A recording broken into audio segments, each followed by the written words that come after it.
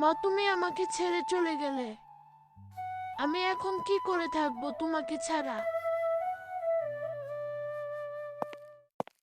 ওই তো আমার মেয়ে, যাই তার কাছে যাই।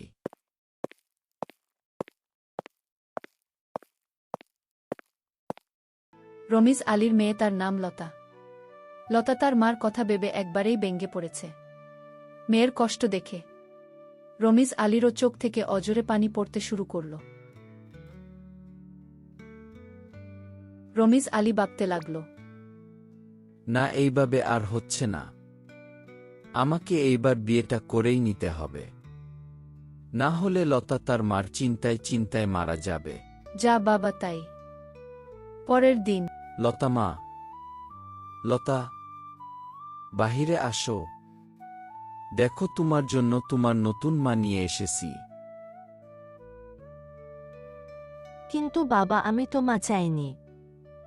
আমি আমার মাকে ছাড়া আর কাউকে মা বলবো না। লতা মা আমার, এইভাবে বলে না, এখন থেকে এটাই তোমার মা। কই গো ঘিন্নি, মা লতা, আমি কাজে গেলাম।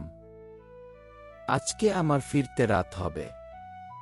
কাজ শেষ করে গঞ্জে যাব, কিছু বাজার করব।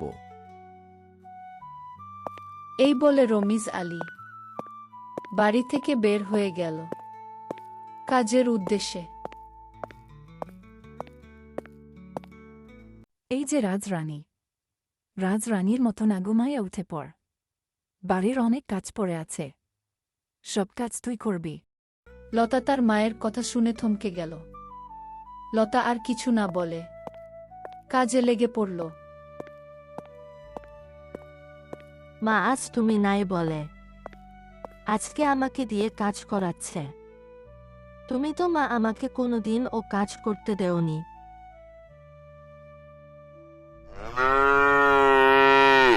লতা বাড়ির সব কাজ করতে লাগল। গরুর খাবার দেওয়া, উঠান ঝাড়ু, একে একে ঘরের সব কাজ শেষ করল।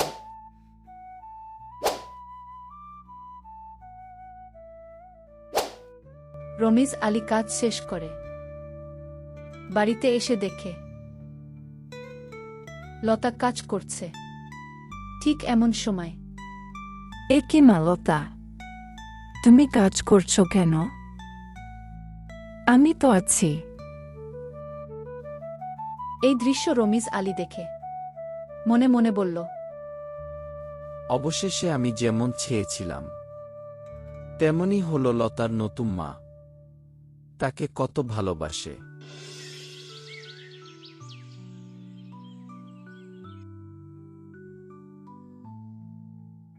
পরের দিন লতা রান্না করার সময় সব খাবার নষ্ট করে ফেলে।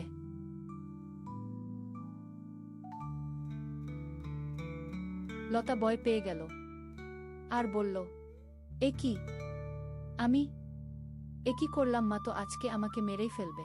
কি করলি রে পুরামুখী, সব খাবার নষ্ট করে ফেললি? তো বেরে, আজ দেখ তো কি করি। আহ আহ আমার লাগছে মা, ছেড়ে দেও আমাকে, আর এমন হবে না।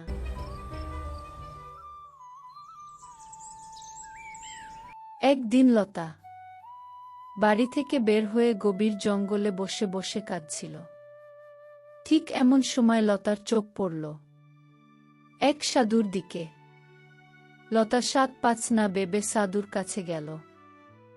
সাধু বাবা, আমি এক অবাকি। আমি বাড়ি থেকে চলে আসছি। আমার সৎ মা আমাকে অনেক অত্যাচার করে। কে? কে আমার দেন বান্ধ? ওহ, তুমি মা।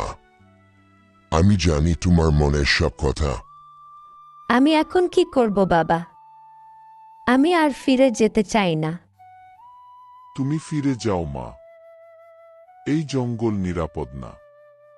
এই নেও জাদুর পাখি, আজ থেকে এই পাখি তোমার সাথে থাকবে, আর তোমার সব দুঃখ কষ্ট কেটে যাবে।